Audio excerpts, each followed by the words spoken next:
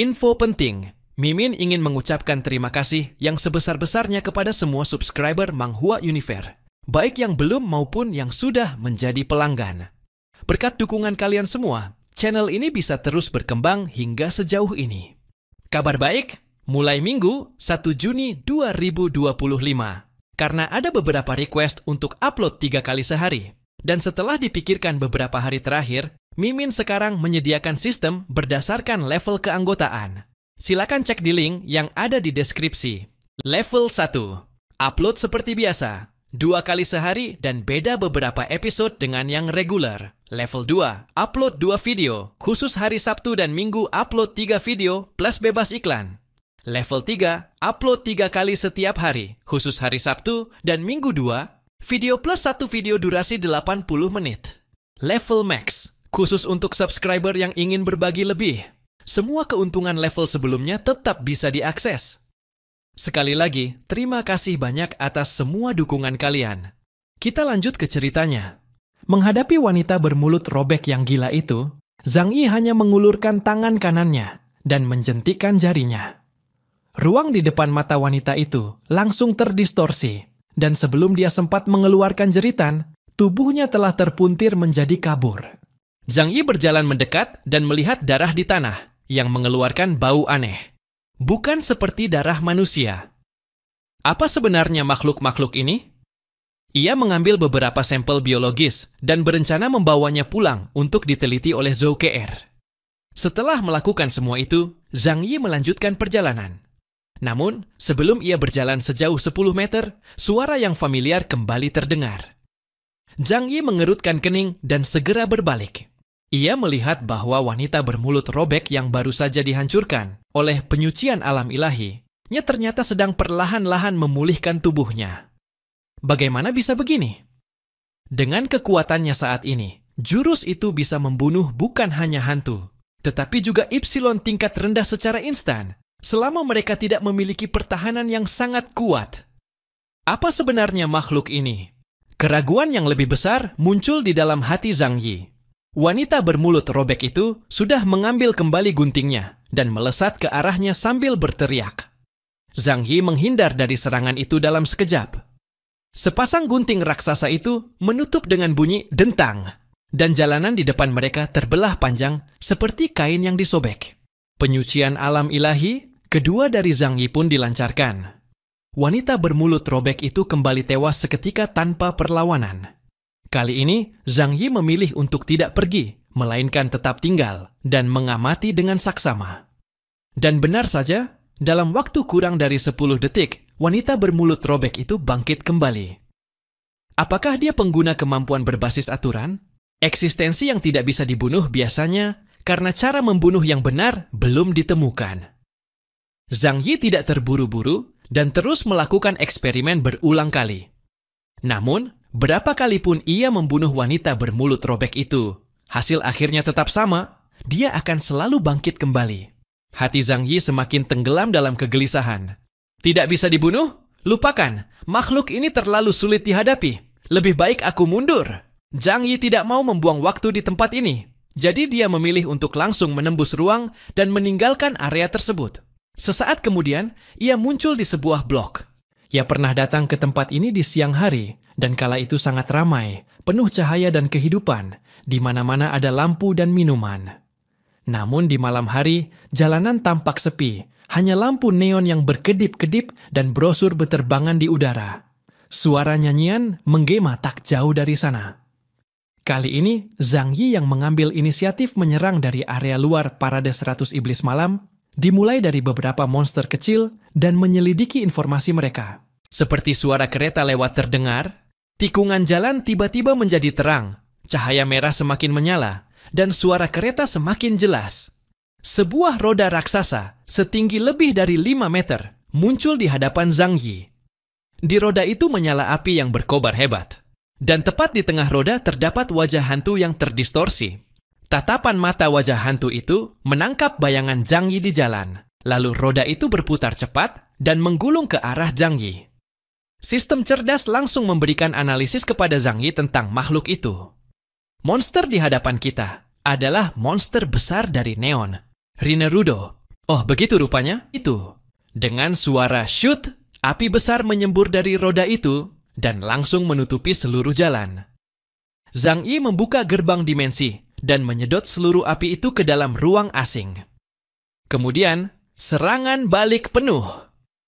Api yang diserap ke dalam ruang asing tadi disemburkan kembali dan menyerang Lun Rudao.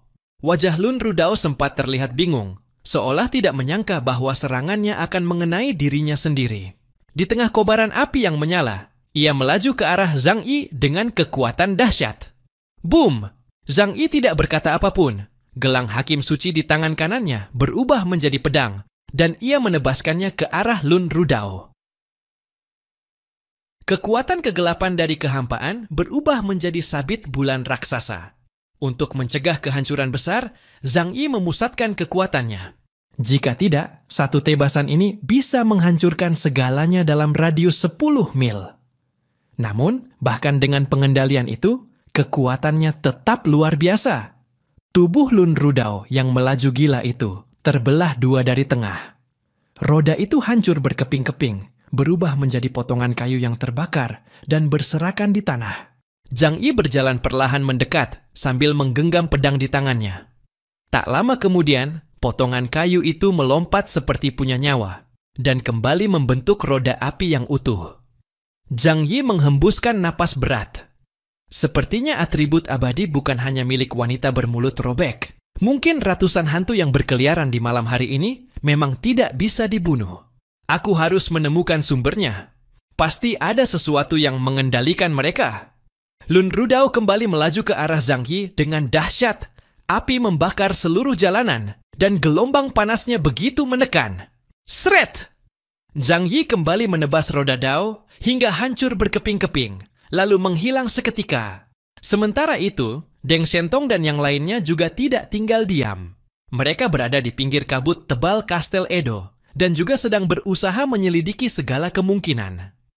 Bai Li Changqing sedang memegang alat presisi besar dan berkomunikasi dengan wilayah Jiangnan menggunakan sistem nebula untuk melakukan survei satelit terhadap kota Edo. Kabut ini sangat tebal, meskipun dari pandangan mata kita tampak bisa melihat sesuatu, tapi dari satelit tidak ada satupun yang terlihat. Persis seperti lembah berkabut di Pulau Bintang dulu. Bai Li Changqing menengadah dan berkata kepada Deng Shentong. Deng Shentong mengerutkan kening. Aku juga sudah bicara dengan Badan Intelijen Keluarga Deng. Reaksi abnormal semacam ini belum pernah terjadi sebelumnya. Semua ini baru bisa dilacak ke sekitar 1 tahun yang lalu. Namun, banyak kekuatan kini menggunakan metode serupa untuk menyembunyikan area dari pengawasan. Jadi awalnya tidak dianggap serius. Wudi menggigit seutas kawat baja tipis di mulutnya, lalu menatap mereka dan bertanya, "Jadi, bagaimana kita memecah kebuntuan ini?" Deng Shentong berkata, "Kita tunggu Zhang Yi kembali. Hanya dia yang bisa melakukan penyelidikan mendalam di Edo. Aku percaya dia akan membawa kembali informasi yang berguna." Wudi menyeringai, "Kalau makhluk-makhluk menyebalkan ini hanya muncul di malam hari, menurutku tidak perlu repot-repot begini. Kita tinggal bergerak di siang hari saja. Dengan kekuatan kita, kita bisa langsung menerobos masuk ke Museum Liangdu Agung atau langsung ke markas pengadilan iblis. Paksa mereka menyerahkan barangnya." Deng Shentong hanya tersenyum tanpa berkata apa-apa. Bai Li Changqing memukul kepalanya. Kalau semudah itu, kapten tim gabungan bisa datang sendirian. Buat apa bawa kita? Bai Chunyu juga berkata, "Bukan langkah cerdas untuk mengejutkan musuh." Dan ia menyipitkan matanya dan menatap Wudi dengan nada peringatan. Dimanapun dan kapanpun, kau harus tetap rendah hati. Walaupun sekarang kau sangat kuat, masih banyak hal di dunia ini yang tak bisa kau bayangkan. Kau belum lupa kejadian di masa lalu, kan? Peringatan Bai Chunyu mengingatkan Wudi pada pertempuran putus asa tim jubah hitam di kota Tianhai dan tindakan mereka selanjutnya yang mencekik organisasi bulan gerhana. Ia tampak sedikit kesal dan menggaruk kepalanya dengan keras. Merepotkan sekali. Ia menggerutu pelan, namun tidak mengatakan apa-apa lagi. Tak jauh dari sana, si raksasa Hua-Hua sedang duduk bersila di tanah, bulu lembutnya melindungi Zhou Ke'er, Yang Xin-Xin, dan yang lainnya di bagian tengah. Si gendut Shu, Paman Yu, dan Liang Yue berjaga dengan senjata di tangan. Deng Shentong memandang gadis mungil nan imut yang mengenakan seragam tempur hitam di pelukan Hua-Hua, dan hatinya tergerak. Keberadaan Yang Xin adalah rahasia bagi dunia luar. Ia hampir tidak pernah ikut serta dalam pertempuran langsung, sehingga menjadi sosok yang relatif tidak mencolok dalam tim Zhang Yi. Namun, Deng Shentong tahu bahwa orang ini adalah otak paling penting di sekitar Zhang Yi. Ia telah menyelidiki Yang Xin dan tahu betapa menakutkannya kecerdasan gadis jenius ini. Maka ia pun berjalan mendekat dan bertanya kepada Yang Xin, "Nona Yang, saya ingin tahu, apa pendapat Anda tentang situasi saat ini?" Yang Xin mengangkat kepalanya dengan dingin. Tak ada kehangatan di pupil hitamnya. "Kaulah yang memulai misi ini, tapi sekarang malah bertanya padaku." Kata-kata yang tanpa belas kasihan itu membuat Deng Shentong mengusap hidungnya dengan rasa tidak puas. Aku akui, penyelidikan intelijen yang kulakukan memang tidak berjalan baik. Yang Xin mendengus ringan, tampaknya sedikit meremehkan, dan tatapan dinginnya memberi kesan, seolah-olah ia mampu menembus batin seseorang, membuat Deng Shentong secara refleks memalingkan pandangan. Yang Xin berkata dingin, "Hanya ada dua kemungkinan." Deng Shentong berseri-seri saat mendengar ini, dan buru-buru bertanya, "Oh, aku ingin mendengarnya lebih lanjut." Pertama, ada mutan yang sangat kuat muncul di Edo. Dilihat dari jangkauan kemampuannya, dia pasti seorang Ipsilon tingkat sangat tinggi. Mengenai seberapa kuat dia, kita harus menunggu sampai kakakku kembali dan melihat informasi berguna yang dibawanya untuk membuat penilaian. Deng Shentong mengangguk, memegang dagunya, dan berkata, "Wilayah Nemon kurang dari setengah wilayah Jiangnan, dan sebelumnya Zhang Yi telah menyapu bersih dua organisasi besar di utara dan selatan, membunuh hampir semua mutan papan atas mereka. Karena itu, hampir mustahil jika mereka masih memiliki mutan yang terlalu kuat. Kalaupun ada, kurasa itu adalah pasukan penjaga dari Kolombia. Jadi, bagaimana dengan kemungkinan yang kedua?" Zhang Xin menutupi mulutnya dengan tangan dan menguap dengan imut. Ia sudah lama tidak keluar untuk menjalankan misi, dan di luar sangat dingin serta membosankan, sehingga ia merasa agak mengantuk. Kemungkinan kedua adalah, sesuatu selain manusia telah muncul. Mata hitamnya bagaikan permata gelap, memancarkan cahaya aneh di tengah malam. Tampaknya ia menjadi bersemangat saat menyebut hal-hal misterius dan tak dikenal itu. Deng Shentong menelan ludah, tidak mampu menyembunyikan keterkejutannya. "Maksudmu, ada peradaban tak dikenal yang mirip seperti yang ada di Tiongkok, tapi berada di Jepang?" Yang Xin tersenyum dingin. "Aku hanya menebak. Hanya dugaan, tapi jika itu benar, maka itu akan menjadi masalah besar." Jejak kekhawatiran yang nyaris tak terlihat muncul di wajah dingin. Yang Xin, ia sangat menyadari bahaya dari dunia bawah tanah. Setiap peradaban bawah tanah akan menimbulkan bencana besar jika benar-benar muncul di masyarakat manusia. Di Kastel Edo, Zhang Yi mencoba menghubungi dua hantu itu lagi dan membunuh mereka. Namun hasilnya selalu gagal. Makhluk-makhluk itu sama sekali tidak bisa dibunuh. Matanya menatap ke arah pusat Kastel Edo. Di jalan utama menara kastel, sosok-sosok bayangan itu jauh lebih kuat dibanding yang sebelumnya ia temui. Jika ia sampai bertemu dengan mereka, Zhang Yi takut ia akan benar-benar dalam bahaya. Setelah berpikir panjang, ia akhirnya memutuskan untuk sementara mundur dari Kastel Edo. Karena menurut situasi saat ini, selain para hantu, tidak ada satupun penghuni Kastel Edo yang menyadari pergerakan Zhang Yi dan yang lainnya. Kalau tidak, perang pasti sudah pecah. Masih ada waktu panjang ke depan. Tidak perlu terburu-buru. Bawa dulu informasi ini dan pikirkan solusi besok. Mengingat hal ini, Zhang Yi segera meninggalkan Kastel Edo dan kembali ke wilayah tempat Deng Shentong dan yang lainnya berada. "Zhang Yi! Bos! Kapten!" Saat sekelompok orang melihat Zhang Yi kembali, mereka langsung mengerubunginya, seolah-olah menemukan sandaran. Menatapnya dengan penuh harap, menunggu informasi darinya. Zhang Yi pun menceritakan kepada semua orang apa yang telah ia lihat di sepanjang jalan. "Oh ya, aku juga mendapatkan beberapa barang. Kemarilah dan bantu aku memeriksanya." Zhang Yi mengeluarkan jaringan biologis milik wanita bermulut sobek yang telah ia peroleh. Namun setelah mengeluarkan botol logam yang menyimpannya, ia malah tertegun.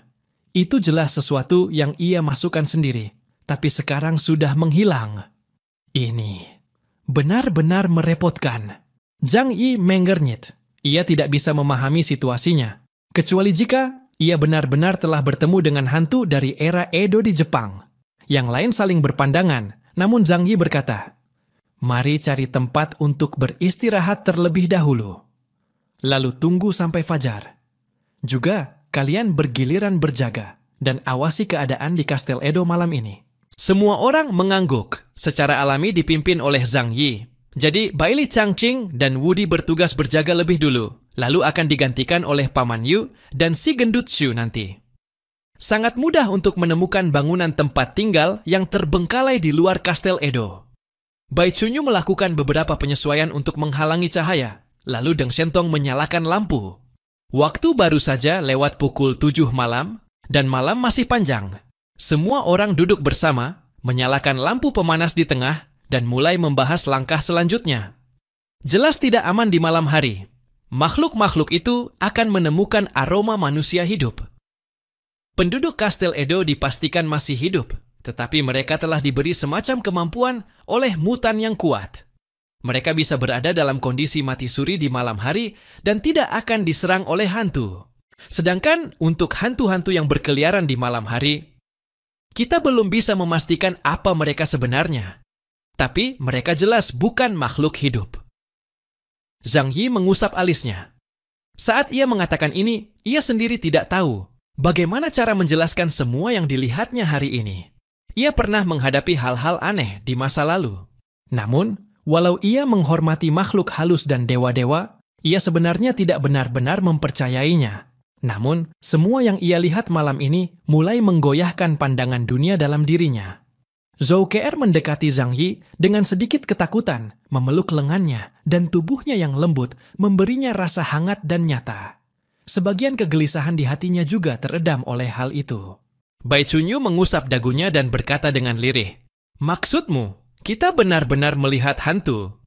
Si gendut Shu menelan ludahnya dan berkata, "Ini agak menakutkan. Sudah larut malam begini."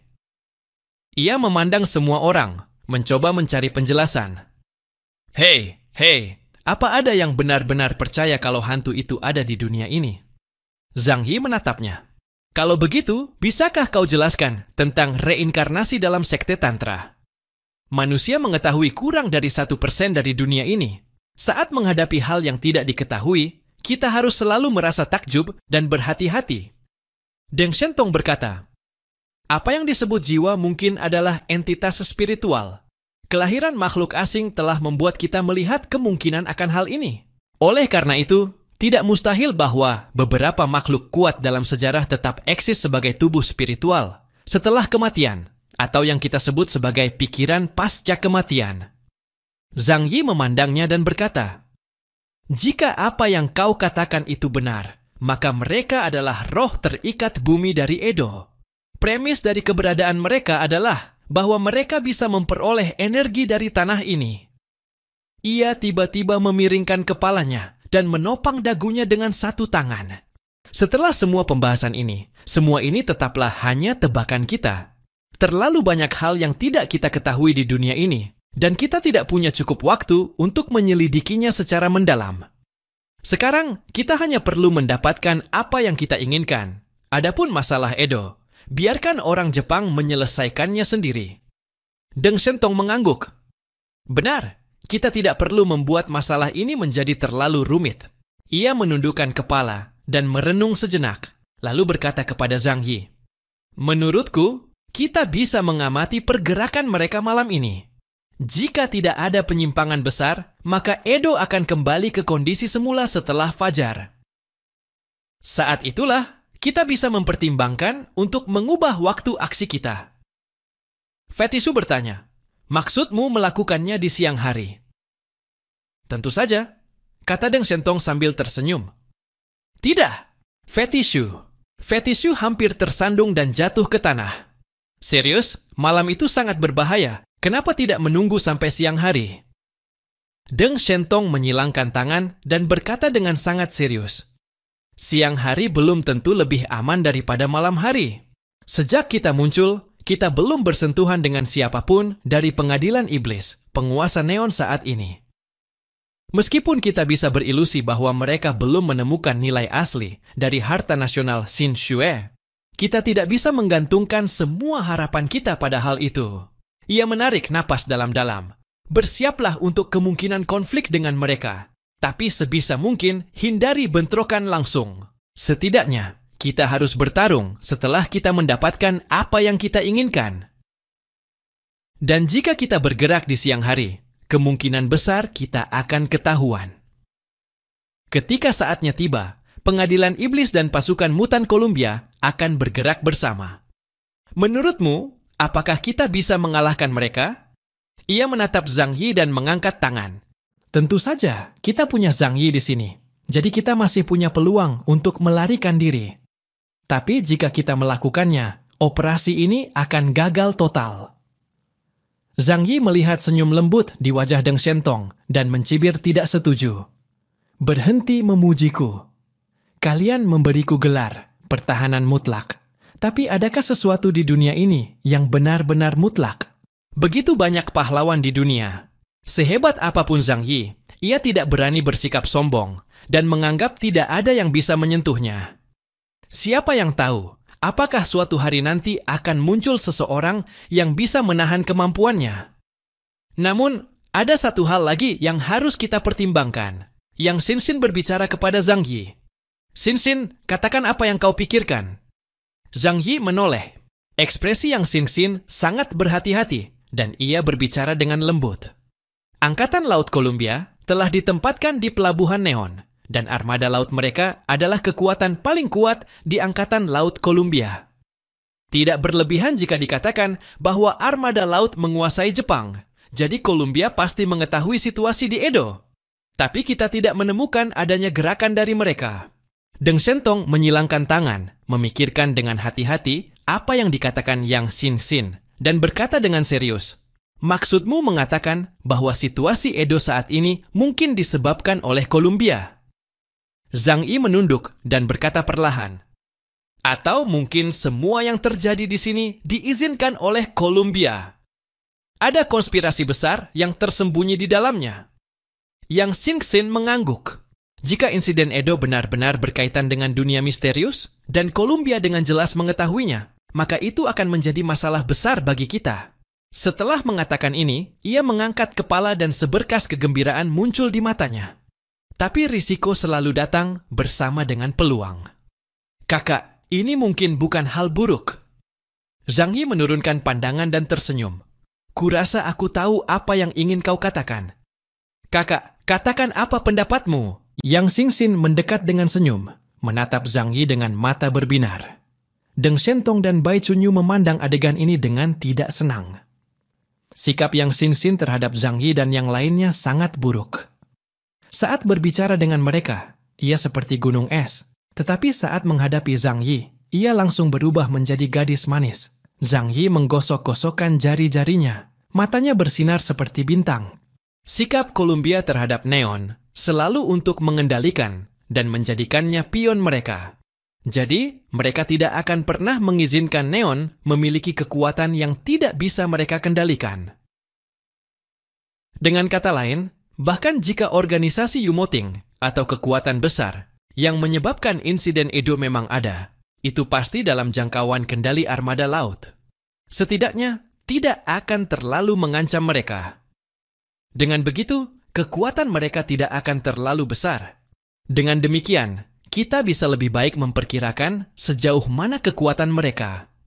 Setidaknya sekarang, Zhang Yi mampu menghadapi seluruh armada laut Columbia sendirian. Bukan berarti ia bisa menghancurkan seluruh armada laut seorang diri. Bagaimanapun juga, armada laut memiliki pondasinya sendiri, serta berbagai senjata dan perlengkapan ultramodern. Namun, menghancurkan armada laut dan melarikan diri tanpa luka bukanlah hal yang sulit baginya. Mutan kelas Y memang makhluk mengerikan di era ini dan tidak bisa diukur dengan akal sehat biasa. Deng Shentong menghela napas lega. Kalau begitu, operasi kita bisa terus berlanjut. Besok siang, kita akan mencari kesempatan untuk memasuki Museum Daliangdu. Mari kita amati dulu. Aku tetap bilang, tidak perlu terburu-buru. Sebaiknya kurangi risiko dan tingkatkan peluang keberhasilan sebelum bertindak. Zhang Yi angkat bicara. Deng Shentong tidak bisa menahan tawa. Sudah kuduga, harus kau yang bicara. Kapten Kekacauan, pria paling stabil dan paling kuat, gelar ini benar-benar cocok untukmu. Zhang Yi memutar matanya. Kalian ini suka sekali memberi julukan aneh sepanjang hari. Deng Shentong mengangkat bahu. Tidak bisa disalahkan. Kau terlalu terkenal. Ada banyak sekali wanita di seluruh kota badai salju yang ingin menikah denganmu. Bai Chunyu batuk dan berbisik kepada Zhang Yi. Belakangan ini, boneka ukuran nyatamu laku keras di kalangan atas kota badai salju. Zhang Yi tidak bisa menahan diri dan sudut bibirnya berkedut. Haruskah aku senang mendengar kabar ini? Pokoknya, awasi pergerakan Edo malam ini dan lanjutkan aksi besok. Hal terpenting yang perlu diamati adalah manusia. Tatapan Zhang Yi menyapu semua orang yang hadir. Cobalah mencari tahu siapa yang ada di balik mereka dan siapa yang mengendalikan mereka. Orang itu sangat berbahaya. Pada malam pertama di Neon, Deng Shentong dan yang lainnya bergiliran berjaga malam. Ketika Zhang Yi bangun di pagi hari, mereka datang untuk sarapan bersama dan melaporkan apa yang mereka amati semalam. Sarapan pagi itu sangat mewah, dan Zhang Yi tidak pernah memperlakukan dirinya dengan buruk, bahkan saat berada di luar ruangan. Hidangan-hidangan terbaik, serta kompor alkohol untuk menghangatkan makanan, semuanya dibawa sendiri, sehingga ia bisa makan makanan yang segar dan lezat. Sebaliknya, Deng Shentong dan rekan-rekannya hanya bisa tersenyum pahit dan menggelengkan kepala saat melihat jatah makanan yang dikemas dalam vakum di dalam kantong mereka. Ayo makan bersama, kata Zhang Yi dengan murah hati, mengundang mereka untuk makan bersama, dan tentu saja Deng Shentong serta yang lainnya sangat senang. Semua orang berkumpul bersama, dan Zhang Yi bahkan mengeluarkan meja panjang mewah, serta kursi sofa yang serasi dari ruang asing miliknya, menikmati sarapan dengan elegan. Rasanya seperti dia sedang berlibur, bukan menjalankan misi di lingkungan dingin yang membekukan. Bagaimana pengamatan kalian tadi malam? Tanya Zhang Yi sambil memasukkan sebuah bakpao isi telur kepiting yang mengepul ke dalam mulutnya dan memakannya perlahan. Ia memandang ke arah Deng Shentong, Bai Li Changqing, dan yang lainnya. Bai Li Changqing menjawab, kami mengawasi semalaman kemarin dan memang menemukan sesuatu. Para monster itu berkeliaran di sekitar Kastel Edo tanpa tujuan yang jelas. Mereka hanya berkeliaran di jalan-jalan kota, seolah-olah sedang berpatroli di wilayah mereka. Dan saat malam menjelang fajar, Bai Li Changqing menurunkan suaranya, seolah-olah ia melihat hantu. Mereka semua tiba-tiba menghilang, seolah-olah menguap dari muka bumi. Tidak ada satupun hantu yang tersisa. Zhang Yi mengangkat kepalanya. Seberkas cahaya melintas di matanya. Maksudmu, tiba-tiba saja mereka semua lenyap. Dia melihat begitu banyak hal aneh tadi malam, begitu banyak sosok bayangan yang tidak bisa dihitung jumlahnya. Tidak masuk akal bahwa sekelompok besar hantu yang tersebar di seluruh Edo tiba-tiba menghilang. Apakah mungkin mereka semua hanya ilusi? Bai Chunyu mengemukakan dugaan seperti itu. Sebuah ilusi malam hari yang menghilang saat siang. Atau bahkan mimpi seseorang yang berakhir saat ia bangun. Berbagai spekulasi muncul, tetapi tidak ada kesepakatan yang dicapai. Satu-satunya hal yang pasti adalah, jika kau menemui hal-hal itu di malam hari, satu-satunya pilihan adalah melarikan diri. Karena mereka sama sekali tidak bisa dibunuh.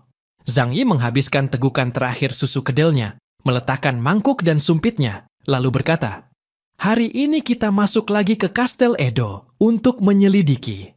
Kali ini aku akan langsung menuju Museum Daliangdu. Deng Shentong berkata, ini bisa saja membuat musuh curiga. Aku akan berhati-hati, kata Zhang Yi dengan tenang. Jika benar 500.000 orang di kota ini hanyalah boneka, maka gerakan kita pasti sudah diketahui sejak lama. Jadi kalian semua harus bergerak di area sekitarku. Dengan begitu, jika terjadi pertempuran, aku bisa segera membawa kalian pergi. Mengingat kemungkinan ini, Deng Shentong dan yang lainnya merasa ngeri. Namun, karena mereka bertekad untuk mendapatkan harta nasional dalam misi ini, mereka mengangguk dan memutuskan untuk masuk ke Kastel Edo lagi untuk menyelidiki. Saat sinar matahari pucat pertama muncul di langit, kabut di Kastel Edo mulai perlahan menghilang. Dan para penduduk Edo yang sebelumnya kehilangan kemampuan untuk bergerak, satu persatu mulai mendapatkan kembali vitalitas mereka. Mereka seolah tidak menyadari apa yang terjadi sebelumnya, juga tidak sadar bahwa mereka berubah menjadi boneka tak bergerak saat malam, dan terus beraktivitas di sekitar Edo dengan semangat penuh. Segalanya tampak berjalan dengan baik. Jika kau tidak melihat pemandangan hantu yang terjadi di malam hari, tak seorang pun akan menyangka bahwa kota ini telah disusupi oleh keanehan. Setelah mengamati sebentar, Zhang Yi dan yang lainnya kembali menyamar dan menyusup ke dalam Kastel Edo. Waktu siang hari sekitar 10 jam, dan Zhang Yi tidak terburu-buru menuju Museum Daliangdu. Ia memikirkannya dan pergi ke area yang dilaluinya kemarin. Pemberhentian pertamanya adalah Akihabara, yang ramai dipenuhi orang.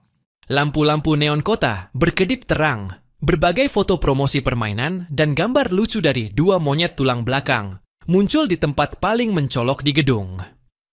Tuan Nona, selamat datang di Love House. Hari ini ada pertunjukan idola bawah tanah di sini. Seorang pelayan berpakaian maid berlari dengan senyum manis di wajahnya dan menyerahkan selebaran kepada Zhang Yi dan yang lainnya. Dalam selebaran itu tertulis bahwa hari ini akan ada penampilan dari idola bawah tanah Nona Teramonto, serta daftar makanan dan minuman spesial hari ini. Zhang Yi menerima selebaran itu, mengangguk sedikit kepadanya, dan melanjutkan berjalan. Pelayan itu segera berbalik dan memanggil tamu lainnya. Saat berjalan di jalanan Akihabara, ia melihat seorang ayah dan putrinya yang penuh kasih. Sang ayah menggenggam tangan putrinya dan menatapnya dengan lembut. "Airi, hadiah apa yang kamu inginkan hari ini? Ayah akan belikan." "Benarkah? Terima kasih ayah. Airi paling sayang ayah." Di sisi lain, Nyonya Takayanagi yang mengenakan kimono biru tua sedang membelikan model baru kesukaan putranya.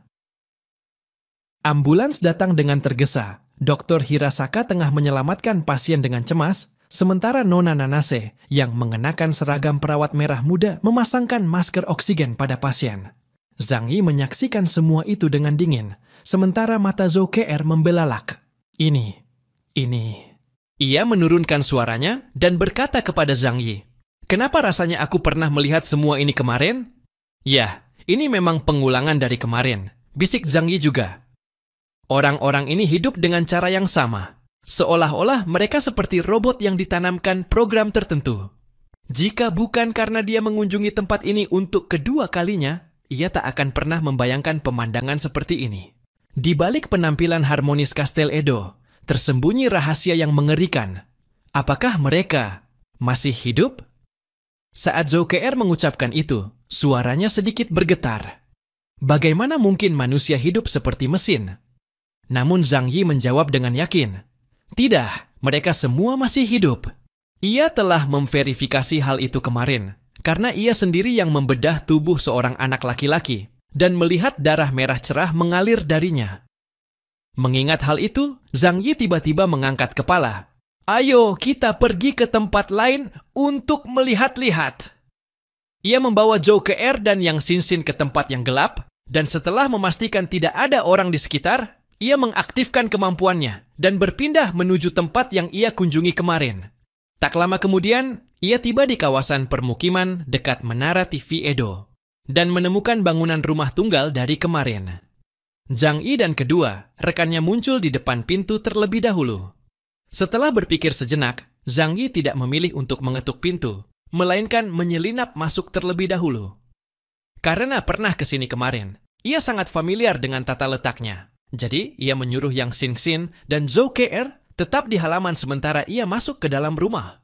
Saat itu pagi, dan Zhang Yi mencium aroma masakan. Ia mendengar suara seorang anak laki-laki dan perempuan sedang berbicara. "Aduh, Yu Uji, kamu jelas-jelas sudah janji mengajakku ke taman hiburan hari ini. Kenapa malah ingkar di menit terakhir?" "Maaf, Asuka. Lin Chan dan Ai Chan terus nempel padaku, jadi aku nggak bisa pergi. Lihat ini. Zhang Yi mengintip dari lantai 2 dan melihat pemandangan syura sedang terjadi di ruang tamu lantai pertama. Anak laki-laki dari kemarin sedang duduk di sofa dengan 2 gadis kembar yang menggantung padanya seperti koala dan menatap dengan waspada ke arah gadis berambut panjang yang sedang memasak sambil mengenakan celemek. Asuka dengan marah meletakkan tangannya di pinggang, mengembungkan pipinya dan menunjuk ke arah si kembar dengan tangan kanannya. Mereka jelas-jelas adalah adik perempuanmu. Kenapa mereka selalu menempel padamu? Aku ini pacarmu. Lin Chan dan Ai Chan memeluk Yuji erat-erat dan berkata serempak, Lin Chan, Ai Chan, tidak akan pernah memberikan kakakku padamu. Pada saat ini, Yuji, sang tokoh utama pria, hanya tersenyum tak berdaya. Zhang Yi menyentuh hidungnya. Kenapa adegan ini terlihat begitu familiar? Namun, itu bukan hal yang menjadi perhatiannya. Kemarin, ia ingat bahwa dirinya telah melukai tubuh Yuji dengan sebilah senjata. Tapi saat ia melihatnya lagi kali ini, luka itu telah menghilang. Selain hantu-hantu yang bergerak di malam hari, apakah para penghuni Edo ini juga tidak bisa dibunuh? Bahkan luka yang mereka derita pun menghilang begitu siang hari tiba. Zhang Yi mengerutkan kening, merasa sangat bingung. Namun tak lama kemudian, ia melihat sesuatu yang membuat sorot matanya menjadi tajam. Ada genangan darah di lantai, tepat di depan sofa. Itu adalah bekas dari serangan Zhang Yi kemarin, membuktikan bahwa Yuji memang benar-benar terluka olehnya. Namun ini berbeda dengan wanita bermulut sobek dan roda kehidupan. Setelah mereka dimusnahkan, bahkan jaringan biologis yang diambil pun akan menghilang dan membentuk kembali tubuh mereka. Para penghuni kastil Edo ini tidak sama dengan hantu-hantu malam. Kalau ini bukan riset, berarti mereka pasti memiliki kemampuan penyembuhan diri. Zhang Yi menyentuh dagunya dan berkata, lain kali, coba bunuh 1 orang dan lihat apakah dia bisa selamat. Zhang Yi tidak berniat bertindak sekarang, karena ia masih memiliki urusan lain yang harus dilakukan. Jadi ia berpindah tempat melalui ruang dan keluar dari rumah, membawa Yang Xingxin dan Zhou Ke bersamanya. Ayo pergi. Baru setelah mereka pergi, ia menceritakan kepada mereka berdua apa yang telah ia lihat dan dengar. Mereka benar-benar hidup? Zhou Ke mengangkat pertanyaan itu. Setelah malam tiba, mereka akan berubah menjadi boneka yang tak bisa bergerak, dan semua luka yang mereka derita saat malam akan pulih kembali saat siang. Dilihat dari manapun, mereka sudah bukan manusia biasa. Ia menatap ke arah kastil Edo yang besar dan merasakan hawa dingin yang merasuk hingga ke tulang. Jangan-jangan seluruh penduduk Edo sudah mati, dan kemudian mereka dikendalikan oleh mutan kuat dan tetap ada dalam bentuk palsu. Zhang Yi menyentuh dagunya dan mengangguk. Itu memang mungkin. Setidaknya dari situasi kemarin dan hari ini, mereka sebenarnya hanya mengulangi aktivitas yang sama. Jian Shou itu seperti hantu. Di arah lain dari kastil Edo, Fatishu, Paman Yu, dan Hua Hua datang kembali ke kedai minum tempat mereka berada kemarin. Adegan mengerikan dari kemarin masih terbayang jelas dalam pikiran. Mereka ingat tangan hantu hitam yang menghancurkan kedai itu, dan secara logika, begitu banyak orang yang mati akibatnya, pasti akan menimbulkan kepanikan. Namun ketika mereka datang kembali, mereka melihat pemandangan yang mengejutkan. Kedai minum yang asli memang telah hancur, dan puing-puingnya masih ada. Namun tidak ditemukan satupun mayat manusia di puing-puing itu. Kemana perginya semua mayat itu? Aneh sekali, ini benar-benar aneh. Wajah Fatishu menjadi sedikit pucat. Saat itu, Paman Yu menunjuk ke sudut jalan tak jauh dari sana. Chunlei, lihat itu! Fatishu melihat ke arah yang ditunjuk Paman Yu, dan ia terkejut melihat ada kedai minum lain yang serupa persis di sisi lain jalan. Itu jelas-jelas bangunan sementara, dan tampaknya adalah restoran burung panggang. Papan nama kedai minum yang asli digantung untuk menggantikan papan restoran burung panggang. Dipasang tergesa-gesa, jadi terlihat agak miring. Fatishu menelan ludahnya dan berkata, Paman Yu, ayo kita lihat ke sana. Baik. Paman Yu tidak membuang waktu. dan mereka berdua berjalan menuju kedai baru itu. Pelayan yang sama dari kemarin membuka pintu untuk menyambut mereka. Lalu seorang mamasan berbaju kimono putih datang menyambut mereka dengan hangat dan bertanya gadis seperti apa yang mereka sukai. Dan di sini, Fatishu melihat wanita penghibur yang kepalanya secara tidak sengaja ia tendang kemarin. Dia masih mengenakan pakaian yang sangat terbuka dan menatap Fatishu dengan penuh rayuan. Lehernya tertutup rapat tanpa bekas luka sedikit pun. Namun melihat wajahnya yang pucat, darah Fatishu hampir membeku. Sesuai dengan rencana awal, Deng Shentong dan yang lainnya beraktivitas di sekitar Museum Daliangdu. Zhang Yi membawa Muyan, Zhou Ke'er, dan Yang Xinxin menuju Museum Daliangdu untuk pertama kalinya. Ia membawa Zhou Ke'er dan Yang Xinxin masuk ke dalam bayangan, dan setelah memastikan ruang dalam museum, ia berpindah melalui ruang ke kamar mandi museum. Zhang Yi mendorong pintu kamar mandi, berjalan ke wastafel, dan menyesuaikan penampilannya di depan cermin. Ia memastikan bahwa penampilannya tak berbeda dengan para penduduk Edo di sana, lalu melangkah ke lorong museum.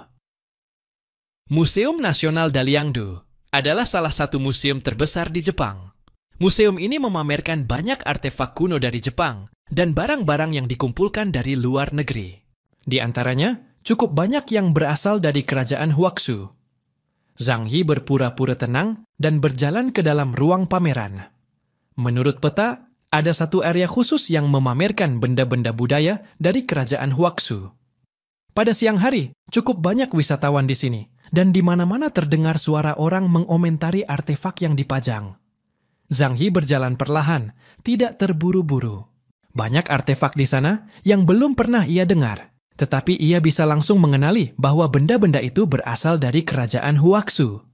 Barang-barang seperti perunggu, lukisan tinta, dan buku-buku kuno dengan jilid benang, semuanya merupakan warisan budaya yang bukan berasal dari negeri neon. Zhang Yi mengagumi benda-benda budaya itu dari balik kaca dan merasakan dorongan untuk mengambil semuanya. Namun dorongan itu hanya berlangsung sesaat. Ini sudah zaman akhir dunia, dan sebagian besar benda budaya tidak memiliki nilai guna yang nyata. Seperti pepatah, benda antik berharga di masa damai, dan emas berharga di masa kacau. Maka di zaman kiamat seperti ini, benda-benda itu bisa dibilang tak penting bagi kebanyakan orang. Tugas yang paling mendesak sekarang adalah menemukan target dari perjalanan mereka terlebih dahulu. Soal yang lain bisa diambil nanti. Zhang Yi berjalan menyusuri pavilion Tiongkok dengan saksama mencari targetnya. Yang mengejutkan, tak lama kemudian, ia menemukan buku Shinsue karya Wang Shoren di area pameran buku kuno. Buku itu terbaring tenang dalam lemari kaca, seolah telah terendam selama ratusan tahun, seperti seorang bijak kuno yang menanti disambut kembali ke tanah air oleh generasi penerusnya. Zhang Yi perlahan berjalan mendekat dan menatap karakter-karakter Tionghoa tradisional yang ditulis tangan di atasnya. Itu dia. Zhang Yi menunduk dan menyipitkan matanya untuk memeriksa dengan cermat garis-garis tulisan itu. Ia tidak memiliki kepekaan spiritual yang cukup kuat untuk merasakan sisa kekuatan supranatural dari ratusan tahun lalu melalui kotak kaca tersebut.